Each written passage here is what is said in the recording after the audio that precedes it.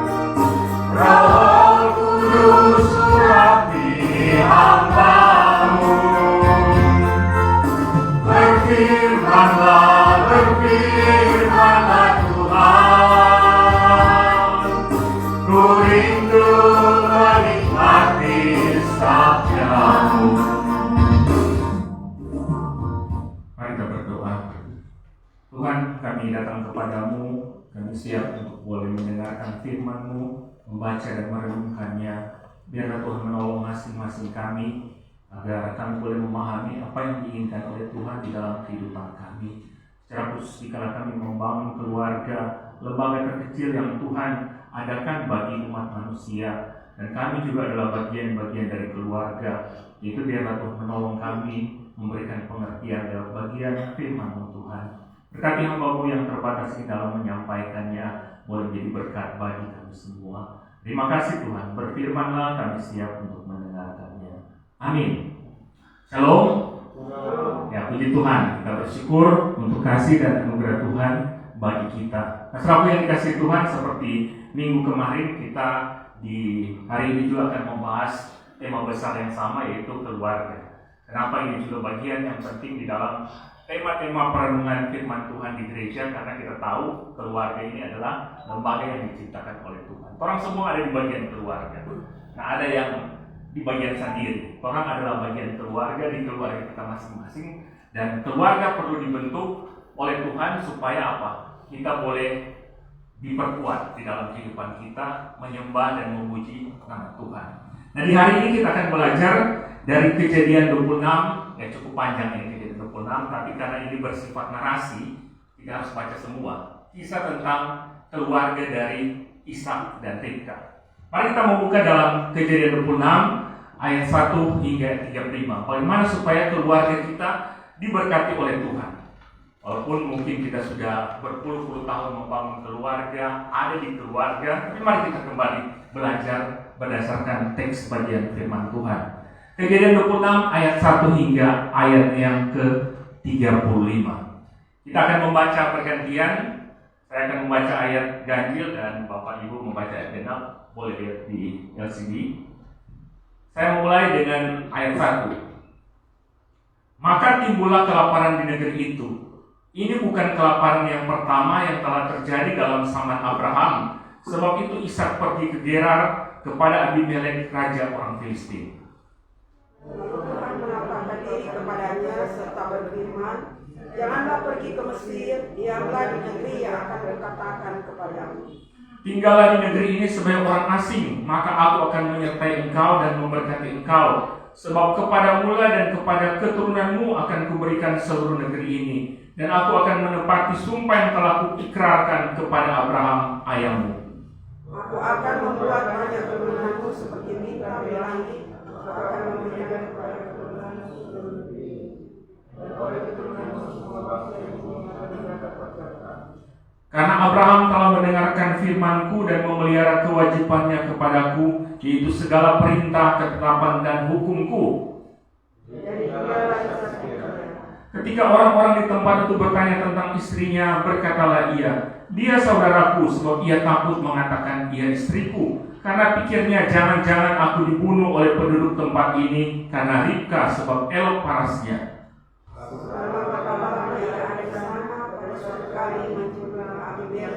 Raja orang Filistin itu dari Jabela, maka dilihatnya Ishak sedang bercumbu-cumbuan dengan Ribka istrinya. Lalu Abimelek memanggil Ishak dan berkata, sesungguhnya dia istrimu, masakah engkau berkata dia saudaraku? Jawab Ishak kepadanya, karena pikirku jangan-jangan aku mati karena dia. Tapi Abimelek berkata, apakah juga yang telah kau perbuat ini terhadap kami? Mudah sekali terjadi, salah seorang dari bangsa ini tidur dengan istrimu, sehingga dengan demikian engkau mendatangkan kesalahan atas kami. Lalu Abimelek memberi perintah kepada seluruh bangsa itu, siapa yang mengganggu orang ini atau istrinya, pastilah ia dihukum mati. Maka menaburlah Ishak di tanah itu, dan dalam tahun itu juga ia mendapat hasil 100 kali lipat, sebab ia bergerak Tuhan. Dan orang itu menjadi kaya, bahkan kian lama kian kaya, sehingga ia menjadi sangat kaya. Ia mempunyai kumpulan kambing domba dan lembu sapi serta banyak anak buah, sehingga orang Filistin itu cemburu kepadanya. Segala sumur yang digali dalam zaman Abraham ayahnya oleh hamba-hamba ayahnya itu telah ditutup oleh orang Filistin dan ditimbun dengan tanah. Lalu kata Abimelek kepada Ishak, pergilah dari tengah-tengah kami, sebab engkau telah menjadi jauh lebih berkuasa daripada kami. Jadi pergilah Ishak dari situ dan berkemahlah ia di lembah Gerar, dan ia menetap di situ. Ia bisa menggali kembali sumur-sumur yang digali dalam zaman Abraham ayahnya, dan yang telah ditutup oleh orang Filistin sesudah Abraham ada. Disebutkannya nama-nama sumur itu menurut nama-nama yang telah diberikan oleh ayahnya. Ketika hamba-hamba Ishak menggali di lembah itu, mereka mendapati di situ mata air yang berbual-bual airnya. Lalu bertengkarlah para gembala Gerar dengan gembala Ishak. Kata mereka, air ini kepunyaan kami. Dan Ishak menamai sumur itu Esek, karena mereka bertengkar dengan dia. Kemudian mereka menggali sumur lain dan mereka bertengkar juga tentang itu. Maka Ishak menamai sumur itu Sitna. Ia pindah dari situ dan menggali sumur yang lain lagi. Tetapi tentang sumur ini mereka tidak bertengkar. Sumur ini dinamainya Rehobot, dan ia berkata, sekarang Tuhan telah memberikan kebenaran kepada kita, sehingga kita dapat beranak cucu di negeri ini. Dari situ ia pergi ke Betseba. Lalu pada malam itu Tuhan menampakkan diri kepadanya serta berfirman, Akulah Allah Abraham. Janganlah takut, sebab aku menyertai engkau. Aku akan memberkati engkau dan membuat banyak keturunan karena Abraham hambaku ini. Sesudah itu Ishak mendirikan mezbah di situ dan memanggil nama Tuhan. Ia memasang kemahnya di situ, lalu hamba-hambanya menggali sumur di situ. Datanglah Abimelek dari Gerar mendapatkannya bersama-sama dengan aku sahabatnya dari Pikol, kepala pemerintahannya. Tetapi kata Ishak kepada mereka, mengapa kamu datang mendapatkan aku? Bukankah kamu benci kepadaku dan telah menyuruh aku keluar dari tanahmu? Jawab mereka, kami telah melihat sendiri bahwa Tuhan dari engkau. Sebab itu kami berkata, baiklah kita mengadakan sumpah setia antara kami dan engkau, dan baiklah kami mengikat perjanjian dengan engkau. bahwa Engkau tidak akan berbuat jahat kepada kami seperti kami tidak mengganggu Engkau, dan seperti kami semata-mata berbuat baik kepadamu dan membiarkan Engkau pergi dengan damai. Bukankah Engkau sekarang yang diberkati Tuhan? Dia bisa mengadakan perjamuan bagi mereka, lalu mereka makan dan minum. Keesokan harinya, pagi-pagi bersumpah-sumpahlah mereka. Kemudian Ishak melepas mereka dan mereka meninggalkan dia dengan damai. Hari itu datanglah hamba Ishak dan menentangkannya kepadanya tentang sumur yang telah digali mereka, serta berkata kepadanya, kami telah mendapat air. Lalu dinamainya sumur itu Sheba, sebab itu nama kota itu adalah Beersheba sampai sekarang. Ketika Ishak telah berumur 40 tahun, ia mengambil Judit, anak Beeri, orang Het, dan Basmat, anak Elon, orang Het, menjadi istri-istrinya. Kedua perempuan itu menimbulkan kepedihan hati bagi Ishak dan bagi Ribka. Demikian teks bagian firman Tuhan. Yang berbahagia kita yang mendengar, membaca, merenungkan, dan melakukan firman itu dalam hidup hari lepas hari. Nah, Bapak Ibu Saudara yang kasih Tuhan, waktu kita masih muda atau waktu yang masih ada di usia muda saat ini, dikala kehidupan berpikir untuk merencanakan keluarga atau merencanakan membangun keluarga, apa yang menjadi tujuan atau di pikiran orang ya, kita mereview lagi, ada mungkin yang 10 tahun lalu, waktu masih muda 30 tahun lalu, apa yang menjadi tujuan atau kerinduan kita dikala membangun keluarga. Atau di sini ada yang masih pemudi, ada Lia, Ensan, walaupun mungkin belum berpikir, tapi mungkin sempat terpikir apa tujuan dikala membangun keluarga. Yang normal kan dari sejak remaja, pemuda pasti akan berpikir akan membangun keluarga. Apa yang orang pikirkan? Apa tujuan? Orang ingatlah. Dan kalau kita mereview, umumnya yang akan menjawab menjadi tujuan membangun keluarga supaya apa? Orang diberkati oleh Tuhan di kehidupan keluarga. Tuhan memberkati keluarga kita. Walaupun kalau kita melihat orang di sekitar kita, kita boleh melihat mungkin di berita-berita banyak pemuda dan pemudi Kristen yang membangun keluarga tapi tidak mencapai tujuan dan kerinduan tersebut. Kan? Ada banyak hal yang terjadi, ada pertikaian, bahkan mungkin puncaknya ada perceraian, atau mungkin yang lebih parah ada KDRT di dalam keluarga. Itu yang bisa kita lihat di masa saat ini. Nah, mengapa ini bisa terjadi? Kalau kita sebagai orang Kristen mengevaluasi, umumnya ini bisa terjadi hal-hal demikian karena apa? Pasangan hidup ini mengandalkan kekuatan sendiri di dalam membangun keluarga. Padahal dia tidak tahu apa yang akan terjadi di hari ke depan. Berusaha dengan kemampuan sendiri, tidak mau mengutamakan Tuhan di dalam kehidupan keluarganya, tidak mau belajar dari Tuhan. Padahal orang tahu seperti di awal yang saya katakan tadi, keluarga itu diciptakan oleh Tuhan sebagai lembaga yang ada di tengah-tengah manusia paling awal. Kalau orang membaca Kejadian pasal 1 ayat 28 kan, pertama kali Allah membentuk keluarga. Gereja setelah itu, jauh sebelumnya kalau mungkin kita secara umum seluruh manusia, yaitu gereja bagian baru ada persekutuan. Tetapi diawali dengan apa? Tuhan menciptakan keluarga. Dan tidak bisa dipungkiri ada banyak hal yang terjadi. Ya, secara khusus orang berbicara dalam konteks kita sebagai orang percaya. Ada banyak orang yang gagal membangun keluarga dalam rumah tangganya. Karena apa? Tidak mengandalkan Tuhan, hanya mengandalkan kemampuannya sendiri. Padahal harusnya orang belajar dari Tuhan, karena dia menjadikan keluarga. Nah, bagian teks yang kita baca tadi mengajarkan beberapa kebenaran supaya keluarga kita bisa diberkati. Bagi yang masih mempersiapkan, merencanakan, atau kita yang sementara menjalani, yaitu keluarga Ishak dan Ribka. Ya, mungkin saya bisa menyebut kalau di masa saat ini keluarga Abraham Betuel, karena ini Ishak ini anak dari Abraham. Ribka ini, kalau membaca di Kejadian 11 ayat 29, anak dari Betuel. Betuel ini anak dari Nahor dan Milka.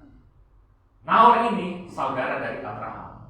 Kalau dulu kan di zaman bapak-bapak Israel, perkawinan masih sesama yang punya garis keturunan. Nanti kalau membaca di Kejadian 11, Kejadian 24, ini diceritakan. Sebenarnya Ishak kawin dengan boleh dikatakan kemanakan kan? Karena Abraham saat ini di kafe opa. Nah, selaku yang dikasih Tuhan, ada beberapa kebenaran yang bisa kita terapkan di dalam kehidupan keluarga kita di masa kini atau yang sementara dan akan berkeluarga ke depan. Supaya apa? Keluarga kita boleh diberkati oleh Tuhan. Mari kita melihat hal-hal tersebut yang boleh menjadi teladan bagi kita. Pertama kita perhatikan ayat 3. Ayat 3 di sini dikatakan, tinggallah di negeri ini sebagai orang asing, maka aku akan menyertai engkau dan memberkati engkau, sebab kepada mula dan kepada keturunanmu akan kuberikan seluruh negeri ini, dan aku menepati sumpah yang telah kuikrarkan kepada Abraham ayahmu.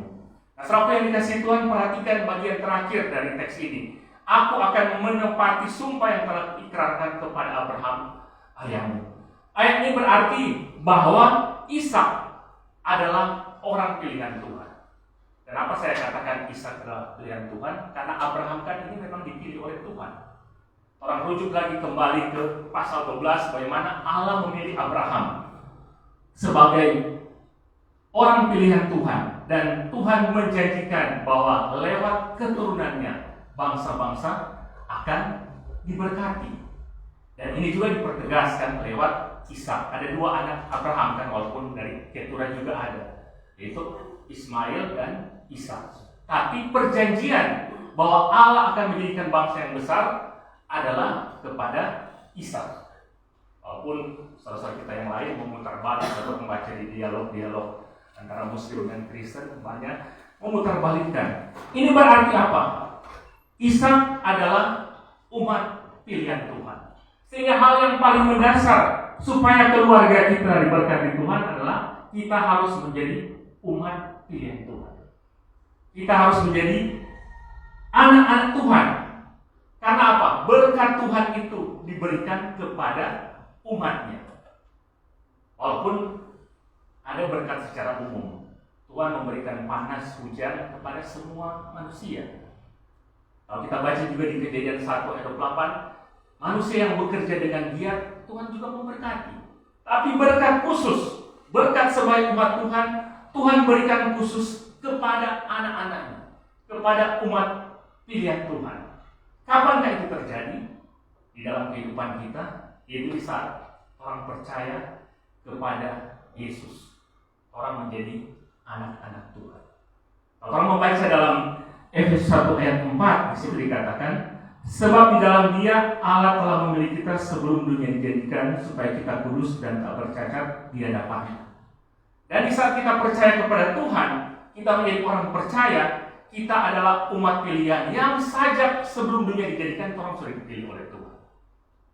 Sehingga adapun saudara kita yang dari keyakinan lain masuk menjadi percaya kepada Tuhan, dia orang pilihan Tuhan. Walaupun efektifnya lewat pada pengakuannya bahwa Yesus adalah Tuhan dan Juru Selamat. Dan di saat orang ada di tempat ini, orang percaya, mempercayakan hidup, orang ini adalah umat pilihan Tuhan.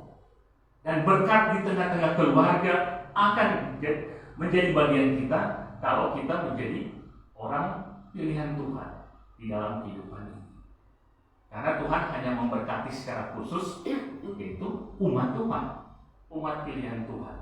Dan dikala kita membangun keluarga adalah umat pilihan Tuhan, kalau kita baca di sini dalam teks ini kan ada Ishak mengenalkan diri sendiri, sama dengan yang dilakukan oleh bapaknya Abraham.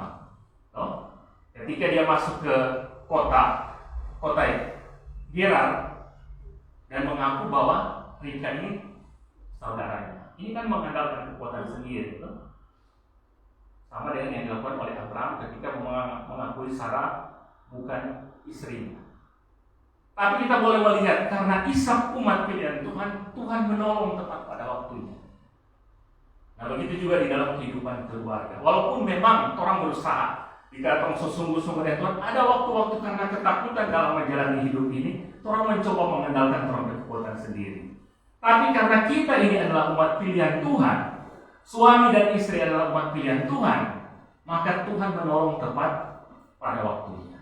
Saya percaya cerita di bagian ini disampaikan bahwa Ishak mengakui bahwa Ribka itu saudaranya bukan hanya sekedar ditaruh, tapi kita boleh melihat memang dalam kehidupan keluarga ada kadang-kadang orang mengandalkan kekuatan sendiri. Tetapi karena kita adalah umat pilihan Tuhan, Tuhan tidak membiarkan orang terjerumus jatuh. Tuhan menolong dan mengangkat kita seperti yang dialami oleh Ishak dan Ribka. Ini hal yang pertama kita boleh melihat. Bagaimana supaya keluarga kita diberkati Tuhan? Pasangannya harus umat pilihan Tuhan. Dan orang yang sudah membangun hidup keluarga, mari evaluasi apa betul terus umat pilihan Tuhan. Tapi yakinlah di saat orang percaya bahwa Yesus adalah Tuhan dan mempercayakan hidup kepada Dia, maka kita pasti adalah umat pilihan Tuhan.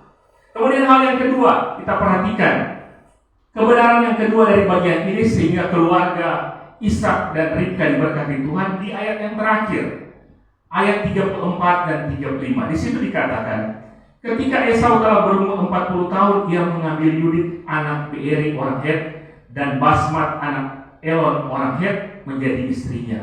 Kedua perempuan itu menimbulkan kepedihan hati bagi Ishak dan bagi Ribka. Ya memang kedua ayat ini diletakkan pada bagian akhir teks ini. Tapi ini ada makna yang penting. Bagaimana supaya keluarga diberkati oleh Tuhan? Yang pertama tadi adalah umat pilihan Tuhan. Kemudian yang kedua lewat kedua ayat ini yaitu jangan salah memilih pasangan hidup. Harus memilih pasangan hidup yang benar-benar umat pilihan Tuhan. Kalau kita melihat teks bagian ini dikisahkan tentang apa yang dilakukan Esau dalam memilih pasangan hidup. Dia tidak meneladani apa yang dilakukan oleh kakeknya Abraham yang memilih pasangan hidup dari garis keturunannya. Walaupun pergi ke tempat yang jauh, karena apa? Pada waktu itu melambangkan bahwa kehidupan keluarga dari Abraham adalah umat pilihan Tuhan.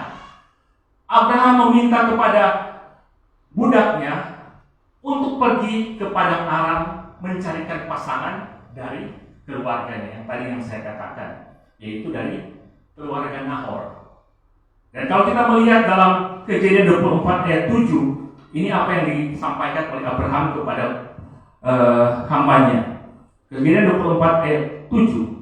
Tuhan Allah yang mempunyai langit yang telah memanggil aku dari rumah ayahku serta dari negeri sanak saudaraku, dan yang telah berfirman kepadaku serta yang bersumpah kepadaku demikian, kepada keturunan mula akan kuberikan negeri ini. Dialah juga yang akan mengutus malaikatnya berjalan di depanmu sehingga engkau dapat mengambil seorang istri dari sana untuk anakmu. Nah, ayat ini menyebutkan keyakinan iman dari Abraham bahwa anaknya Ishak akan mendapatkan seorang istri yang benar-benar disiapkan oleh Allah. Dan yang benar-benar disiapkan oleh Allah adalah umat Allah. Nah, mungkin yang lain. Walaupun dalam kisah ini Abraham harus mengutus hambanya pergi ke negeri, kembali ke negerinya. Karena keyakinan pada waktu itu umat pilihan, Abraham ada di Kanaan, umat pilihan, dan umat pilihan itu juga ada di tengah-tengah garis keturunan Abraham, yaitu saudara-saudaranya. Sehingga di sini kita boleh melihat iman dan keyakinan dari Abraham, tapi juga ada usaha yang dilakukan oleh Abraham, yaitu mengutus hambanya pergi ke negeri keluarganya. Saya gampang aja kan, ikut aja seperti yang dilakukan Esau.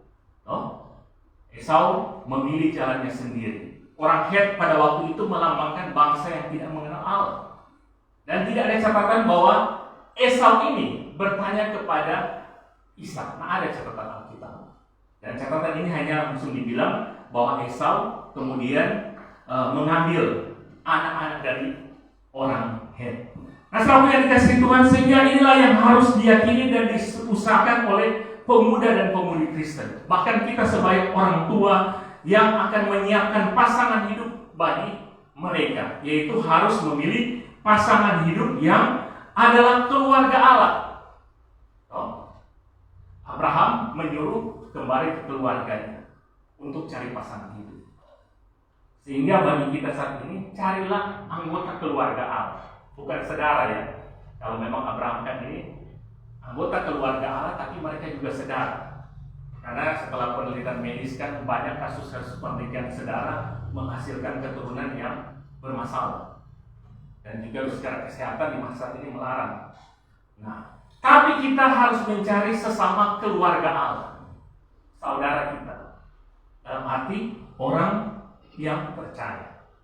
Karena kalau kita salah mengambil pasangan hidup, di ayat 35 di situ dikatakan menyebabkan Israel dan Ribka mendatangkan penyesalan bagi mereka. Ada kata kepedihan hati yang dialami oleh Ishak dan Ribka.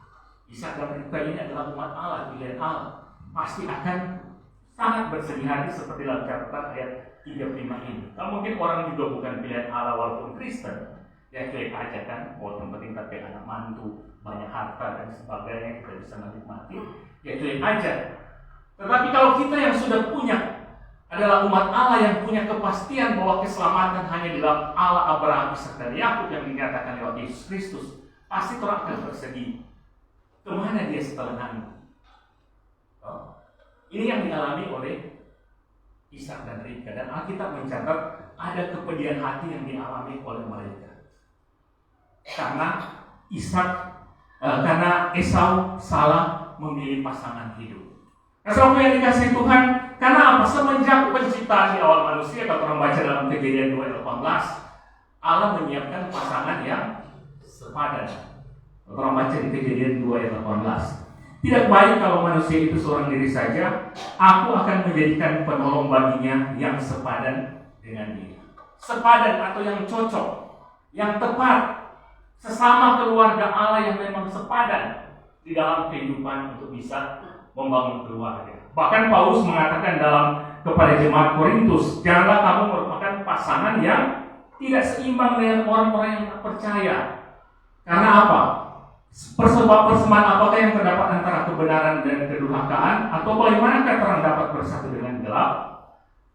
Ini perkataan Paulus, firman Tuhan kepada jemaat di Korintus. Sehingga sangat penting rumah kita supaya diberkati Tuhan untuk mendapatkan pasangan hidup yang mempercayakan hidup kepada Tuhan. Ya, di muka rumah ada seorang ibu yang pernah menikah dengan seorang Muslim, ya berjanji mau jadi Kristen, tapi kita boleh temukan banyak yang pada akhirnya kembali lagi ke kepercayaan dan dia menyesali. Setelah menikah, akhirnya dia kembali lagi dan akhirnya saat ini bercerai. Ada kepedihan hati yang secara pribadi dia alami. Bagaimana ini? Dia salah melangkah dalam pemilihan pasangan hidup. Nah, saudara yang dikasihi Tuhan Yesus Kristus, kalaupun ada yang sudah terjadi, ini kalau sudah terjadi, di beberapa jemaat kita juga ada kan yang memang menikah dari mereka yang belum percaya kepada Tuhan. Mari jadikan dia sebagai umat pilihan Tuhan. Orang bawa dalam persekutuan, bawa dalam gereja, dan ingatkan dia untuk boleh datang kepada Tuhan. Ya, secara juga kelembagaan kan sangat bisa saat ini menikah beda agama. Pemerintah Indonesia melarang. Kalau ada harus sidang pengadilan. Yang tahun lalu pernah heboh yang di mana itu Banyuwangi itu yang Katolik dan Muslim kan harus sidang pengadilan dan viral juga. Nah, kalaupun itu sudah terjadi, mari orang yang Kristen ini harus sungguh-sungguh datang kepada Tuhan supaya yang baru percaya boleh melihat dan akhirnya dia bersungguh-sungguh percaya. Kalau sudah terjadi, tapi kalau belum, ya usahakan jangan terjadi demikian. Mengapa ada pasangan yang menikah dengan bukan Kristen dan akhirnya yang bukan Kristen itu jadi Kristen dan kemudian akhirnya mengundurkan diri? Karena apa? Yang Kristen itu jadi kesaksian. Bagaimana dia mau menjadi kesaksian sedangkan di rumah aja yang Kristen itu tidak pernah berdoa, tidak pernah ke gereja, hidup masih dengan hidup yang lama. Cuma yang penting dia menikah Kristen yang bersolat sudah masuk bawa pada dia. Nggak bisa seperti itu. Yang harus jadi teladan paling utama ya yang Kristen. Supaya apa? Dia boleh sungguh-sungguh datang kepada Tuhan. Ini hal yang kedua yang kita bisa lihat dalam bagian ini. Supaya hidup diberkati Tuhan, carilah pasangan yang sungguh-sungguh mengasihi Tuhan. Ini bagi yang muda-muda, kalau orang yang so menikah ya kan, gitu. Kalau orang merasa orang belum sungguh-sungguh dengan Tuhan, ya datanglah secara pribadi kepada Tuhan. Seberapa umur pun kita, mari tolong datang, karena ini syarat diberkati oleh Tuhan. Nah, ada yang lain. Tuhan hanya memberkati umatnya. Kalau berkat umum ya semua orang mesti terima, bisa terima. Panas, hujan, bekerja giat, Tuhan kasih harta benda. Tapi kedamaian di tengah-tengah keluarga tidak akan dapatkan itu kalau bukan pasangan yang sepadan. Kemudian hal yang ketiga, kita boleh melihat kebenaran dari bagian ini supaya keluarga kita diberkati Tuhan. Di ayat 6 bagian ini, di situ dikatakan, jadi tinggallah Ishak di Gerar. Apa maksud dari ayat ini? Nah, saudara yang dikasih Tuhan, kalau kita lihat ayat 1 dan 2, di situ dikatakan bahwa negeri Kanaan tempat tinggal ini, Gerar ini juga bagian dari Kanaan. Negeri Kanaan tempat Ishak tinggal mengalami kelaparan di ayat 1. Dan untuk menghindari hal ini, di pikiran Ishak, saya harus pergi ke Mesir. Karena di Mesir ada kelaparan. Sebelumnya, ini pikiran dari Ishak. Ya wajar kan? Bisa kalau mungkin di Bitung ada kekeringan, kelaparan, dan saudara bisa lagi berjuang, mungkin saudara akan pindah ke tempat lain. Ini pikiran yang normal, yang wajar di dalam pikiran Ishak. Tapi sebelum dia mengambil keputusan, dia akan pergi ke Gerar, ke kota ya, untuk mungkin ketemu dengan Abimelek. Tapi dalam perjalanannya, dalam bagian ini dikatakan Tuhan menampakkan diri kepada Ishak dan meminta kepada dia untuk jangan pergi ke Mesir. Tuhan memerintahkan Ishak untuk tinggallah di Gerar, masih di kota di wilayah Kanaan yang mengalami kelaparan. Seperti yang saya katakan tadi, secara jasmani wajar kalau ada kesusahan di satu tempat dan mungkin orang sudah bisa lagi berjuang, apalagi ini ada kelaparan, ya wajar orang berpikir untuk pindah ke tempat yang tidak mengalami kelaparan. Tetapi ini tidak dilakukan oleh Ishak. Dia mendengarkan apa yang dikatakan oleh Tuhan. Dia mendengarkan suara Tuhan. Ia mau menaati perintah Tuhan, walaupun harus ada di tempat yang mengalami kesusahan. Dia tetap diam dan beraktivitas di situ. Ia memilih untuk melakukan apa yang Tuhan perintahkan dan Tuhan inginkan di dalam kehidupannya. Nah, inilah syarat yang berikut atau kebenaran yang kita bisa pelajari supaya kehidupan keluarga kita diberkati Tuhan, yaitu menaati firman Tuhan, menaati perintah Tuhan. Rumah tangga kita sebagai orang pilihan Tuhan, kita juga sudah sepasang pasangan yang sepadan. Maka yang berikut yang harus kita lakukan yaitu mendengarkan suara Tuhan dan mengikuti perintah Tuhan. Kalau orang kembali ke Mazmur 128, di situ dikatakan ayat 4, sesungguhnya demikianlah akan diberkati orang laki-laki yang takut akan Tuhan.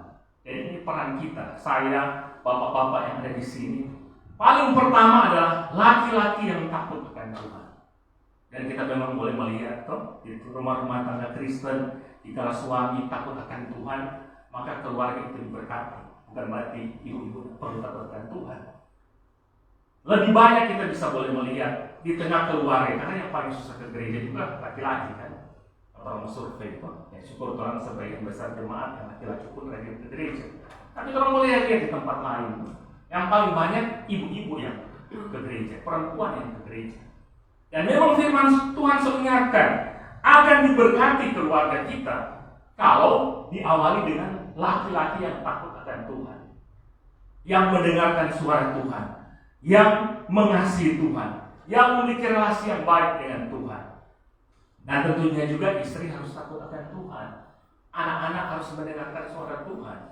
Supaya apa? Keluarga bisa diberkati Tuhan. Walaupun terkadang perintah Tuhan itu berat untuk dilakukan. Siapa bilang berat melakukan perintah Tuhan, melakukan firman Tuhan. Bahkan sering berlawanan dengan pikiran kita.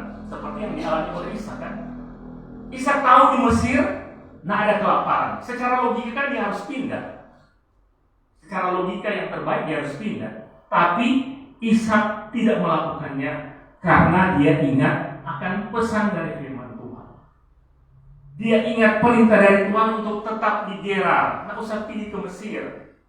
Pasti di pikiran Ishak juga susah ini. Nggak ada makanan, tapi Tuhan suruh bilang tetap di sini.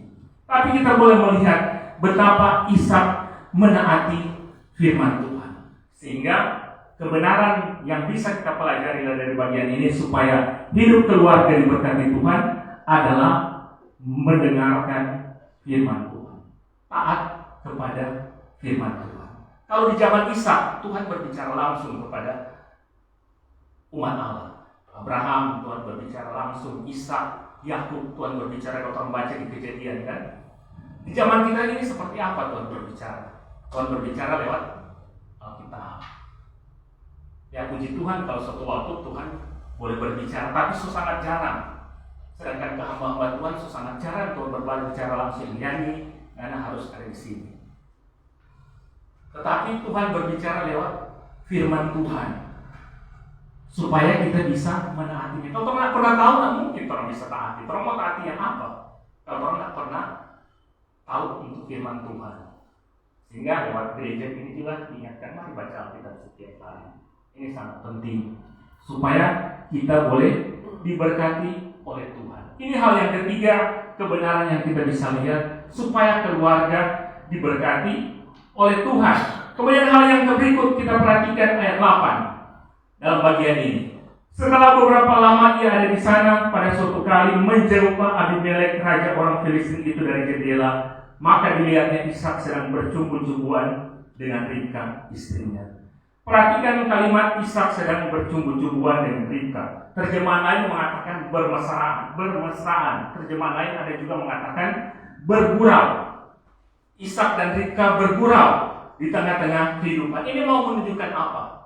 Ada kerukunan antara suami dan istri. Nah, mungkin orang bisa bergurau kalau ada kerukunan.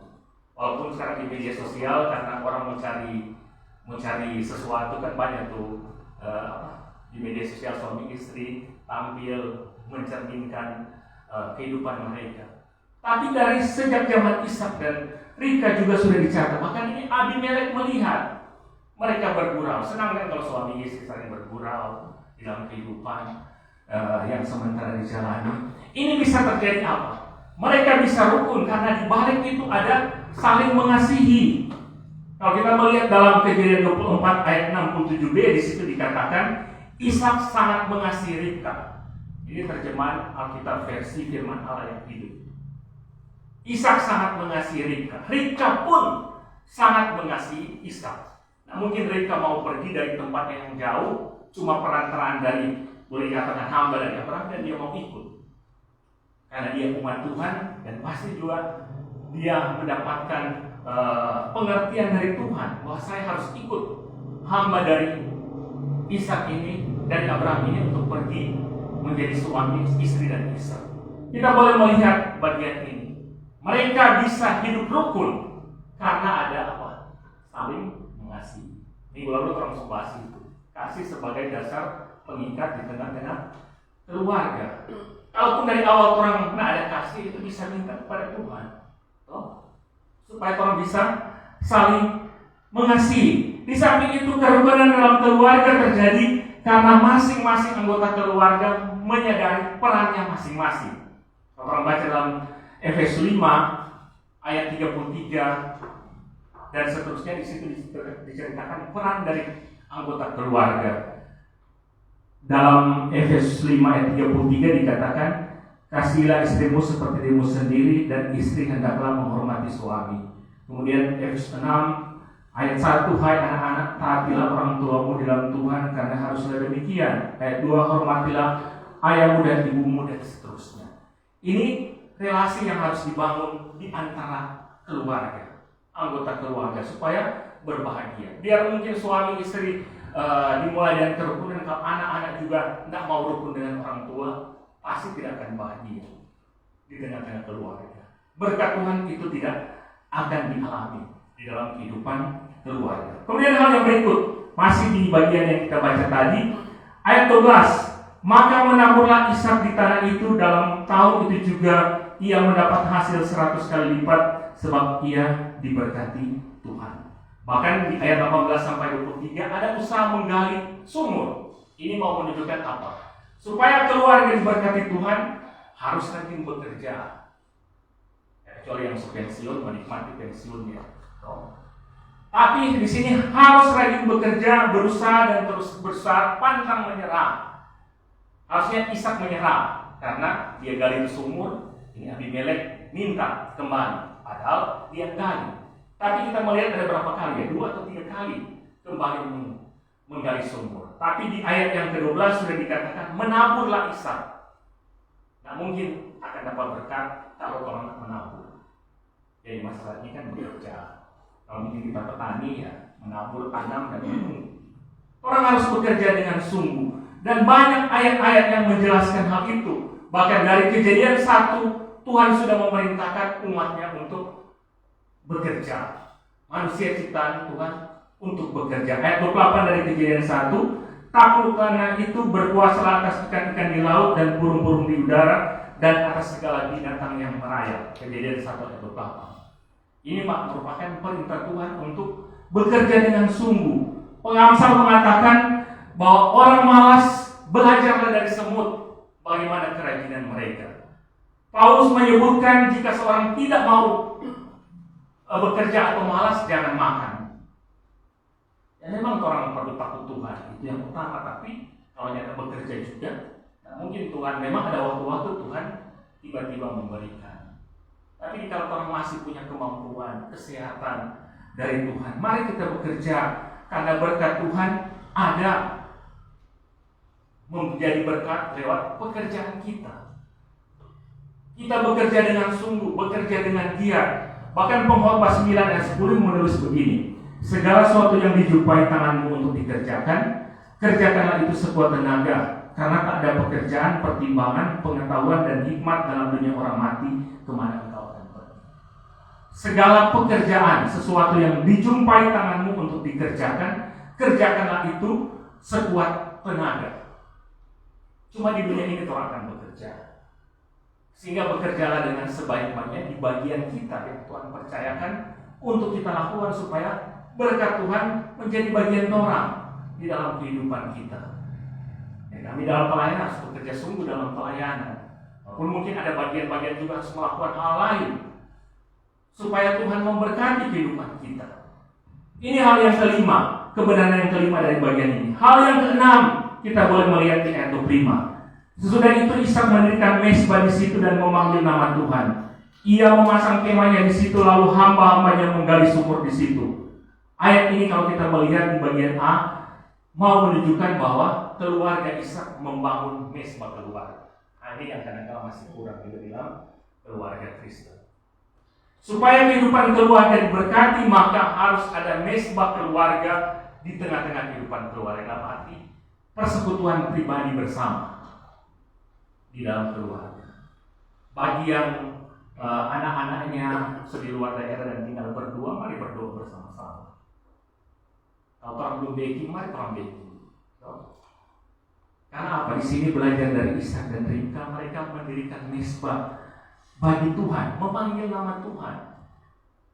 Orang perlu membangun keluarga kita, menyiapkan waktu khusus, yaitu ada persekutuan keluarga. Walaupun mungkin orang cuma menyanyi 1-2 lagu kemudian berdoa.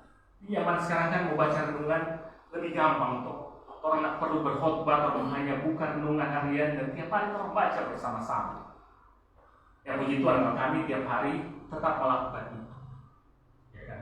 Yang berdoa bergantian supaya anak-anak juga belajar untuk menyanyi dan berdoa. Mari supaya kehidupan keluarga kita diberkati, mari kita membangun persekutuan keluarga. Ada hal-hal yang penting yang boleh terjadi di samping orang menyembah Tuhan. Kalau sebuah kumara dan sudah dirutin waktu ibadah bersama, disitulah perdamaian terjadi.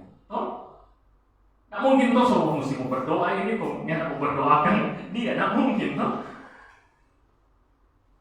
Biar satu yang ada di atas atau di bawah atau di tempat lain, toh ya, kewajiban dengan Tuhan ini. Pak, biar gak marah-marah, dulu sama-sama, berdoa sama-sama, walaupun masih panas hati, ya harus berdoa sama-sama.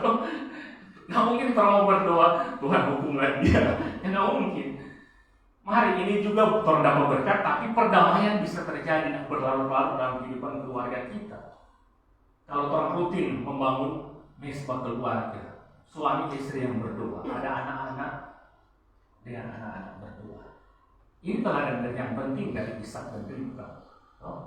Mereka membangun mesbah dan memanggil nama Tuhan. Mari juga kita tiap hari membangun mesbah bagi nama Tuhan di tengah-tengah kehidupan keluarga kita. Dan pasti berkat-berkat Tuhan, bahkan sukacita menjadi bagian kita. Orang boleh saling mendoakan di tengah-tengah keluarga, walaupun terkadang sangat berat berdoa. Apalagi yang belum menerapkan itu pasti berat. Kadang-kadang mengatur waktu, mari atur sebaik-baiknya. Supaya apa? Di rumah itu setiap hari ada persekutuan bersama dengan Tuhan. Siapkan waktu yang tepat. Kalau kami di malam hari, pagi-pagi silakan saat teduh masing-masing. Yang bisa pagi-pagi silakan pagi-pagi.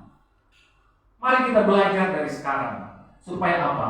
Hidup kehidupan keluarga kita diberkati. Dan terakhir, apalagi yang bisa kita belajar dari Ishak dan Ribka?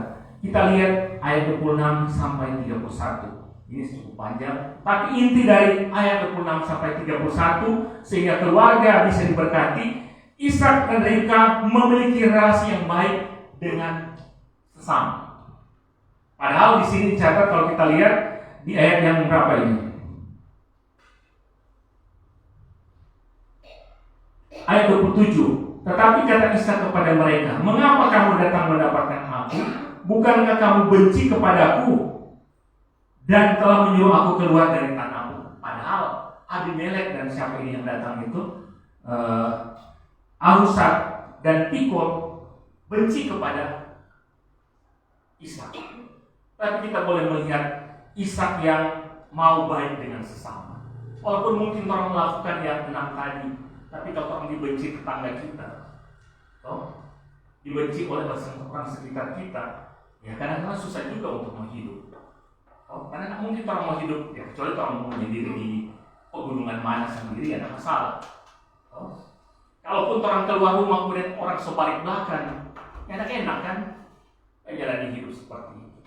Dan itu dipraktekkan oleh Ishak dan Rahel. Walaupun Abimelek dan teman-temannya membenci mereka, kita boleh melihat Ishak menerima mereka.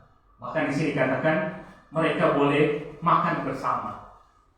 Orang yang membenci kita mungkin sekali-sekali orang traktir. Walaupun sulit. Coba orang yang marah atau orang marah itu makan bersama. Dan ini dilakukan oleh Ishak. Bagaimana hati dari Ishak yang luar biasa. Orang yang membenci dia, Ishak tahu orang membenci, ini kan dijelaskan di kitab. Tetapi Ishak kepada mereka, "Mengapa kamu datang mendapatkan? Bukankah kamu benci kepadaku?" Tapi Ishak menerima dan panggil makan. Nah, sesuatu yang dikasih Tuhan, inilah hal yang bisa kita lihat. Bagaimana supaya kehidupan keluarga kita, baik kita yang sudah berumah tangga, supaya diberkati oleh Tuhan. Ada suami, ada istri, ada anak-anak. Mari kita untuk boleh jadi umat pilihan Allah. Orang ini percaya Tuhan, orang adalah umat pilihan Tuhan. Mari kita yang mungkin masih memilih pasangan hidup, pilihlah yang keluarga Allah, sepadan, orang percaya.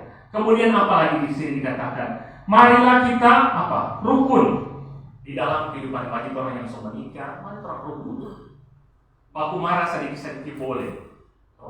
Bahkan saya membaca di viral, ada istri yang aneh ini. Dia menuntut, walaupun mungkin ini orang yang bukan saudara seiman. Dia menuntut cerai kepada suaminya karena apa? DP suami kita tidak pernah marah pada dia. Di selama hidup sekitar 10-an tahun lebih, ada di Tribun Jambi. Nak pernah DP suami marah pada dia. Nak pernah DP suami membantah dia. Kalau dia buat salah dia mengampuni. Dan pada akhirnya dia menuntut cerai. Karena katanya ada lawan yang bisa berdebat dengan dia. Pikir miring juga ini. Tapi itu di kan sekarang banyak tuh TikTok yang apa jadi ini stres juga. Ada yang komentar jika mau cari yang begitu itu semua cerai. Karena apa? Nah ada kata lawan yang sepadan dengan dia untuk saling Bapak Ambe, dia tertekan karena suaminya selalu memaafkan dia. Itu situasi yang ada di tengah-tengah, di luar kita.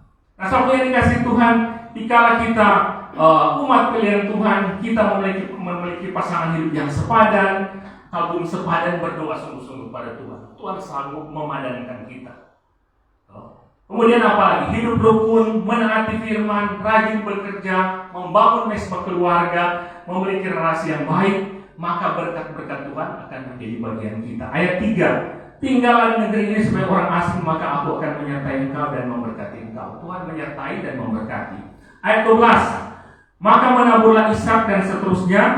Ayat 12b, dalam tahun itu juga ia mendapat hasil 100 kali lipat sebab ia diberkati Tuhan. Ayat 14, dan orang itu menjadi kaya, bahkan kian lama kian kaya, sehingga ia menjadi sangat kaya. Tuhan memberkati kita dengan materi. Walaupun tidak selamanya Tuhan memberikan materi secara melimpah, tapi orang berharap Tuhan memberikan orang bertambah kaya dan semakin kaya, orang menantikan juga itu.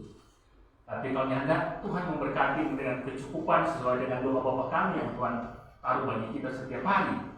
Kemudian yang terakhir, kita boleh melihat ayat 24, sama lagi firman Tuhan. Akulah Allah ayahmu Abraham, jangan takut sebab aku menyertai engkau. Aku akan memberkati engkau dan membuat banyak keturunanmu karena Abraham hambaku itu. Tuhan menyertai, memberkati dan membuat keturunan kita menjadi banyak. Dan ayat 28, apalagi berkat yang kita bisa lihat di sini. Kami telah melihat sendiri bahwa Tuhan menyertai engkau. Dalam arti orang boleh menjadi kesaksian bagi orang lain bahwa penyertaan Tuhan sempurna bagi umat pilihan, keluarga umat pilihan Tuhan. Tuhan Yesus memberkati firman-Nya. Amin. Mari kita berdoa. Tuhan Yesus, terima kasih kami boleh belajar dari Ishak dan Ribka, keluarga mereka, bagaimana mereka membangun hidup keluarga sehingga berkat jasmani terlebih berkat rohani boleh menjadi bagian mereka. Mereka boleh menjadi kesaksian bagi banyak orang. Kami merindukan Tuhan, keluarga kami juga diberkati seperti itu. Kalaupun ada kebenaran-kebenaran yang sudah kami dengarkan dan belum kami lakukan, mampukan kami Tuhan, bersama dengan keluarga kami, suami, istri, anak-anak kami. Tuhan mampukan kami. Ataupun dikala Tuhan telah berkenan untuk kami berjuang sendiri dalam hidup kami, Tuhan mampukan kami untuk melakukan apa yang dikehendaki oleh Tuhan. Supaya hidup yang kami jalani ini, kami boleh mengalami kebahagiaan, damai sejahtera, sampai Tuhan berkenan di mana kami boleh ada di tengah-tengah dunia ini. Terima kasih Tuhan, terpujilah Engkau, hamba-Mu yang terbatas ini sudah boleh menyampaikan. Tapi biarlah berkat Tuhan menyertai setiap keluarga-keluarga Kristen, menyertai setiap keluarga-keluarga di Jemaat GKI Bitung, menyertai setiap kami yang mendengarkan firman-Mu saat ini. Biarlah Tuhan menolong kami. Kami sangat-sangat terbatas, tapi Tuhan yang Maha Kuasa itu yang telah membentuk kami di tengah keluarga kami masing-masing. Biarlah Tuhan menolong dan memberkati kami. Terima kasih Tuhan, teguhkan bagian firman-Mu bagi kami semua. Amin.